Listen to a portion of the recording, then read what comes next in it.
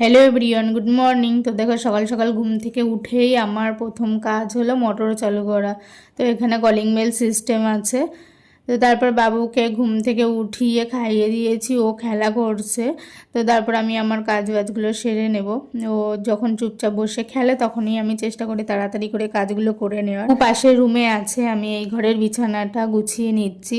আমরা দেখো গাদা বিছিয়ে নিচেতে ঘুমাই, কারণ বাবুর জন্য। বাবু মানে খাটে ভীষণ লাফালাফি করে, ওই জন্য আমরা আর দিল্লিতে এসে খাট নিইনি। খাট থাকলে ভীষণই অসুবিধা। মুম্বাইতে ছিল তখন ওকে ছেড়ে আমি একটু কাজ করতে যেতে পারতাম না, মনে হয় পড়ে গেল, ওই পড়ে যাবে, এরকম একটা চিন্তা। মানে 2 মিনিট অন্তর অন্তর দেখে যেতাম আর কি।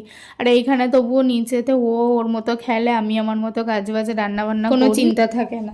আমাদের এইখানে দুটো রুম, কিচেন, আর সামনে কিচেনের সামনে একটু বারান্দা। বারান্দা বলতে এক সাইডে ওয়াশিং মেশিন রাখার জায়গা আর এক সাইডে ফ্রিজ রাখার মতো জায়গা, এরকম আর কি। মানে টেবিল বিছিয়ে খাওয়া দাওয়া, টিভি সেরকম বড় আর কি না, ছোট একটু। আমি ঘরবাড়িগুলো ঝাড়ু দিয়ে নিয়েছি। আর ওর বাবা রুমে থাকলে ও ভীষণ খুশি, আমাকে একটু জ্বালাতন করে না। দেখো বাবার সাথে এক্সারসাইজ করছে এদিকে। এক্সারসাইজ তো না, ওর বাবাকে করতে দিচ্ছে।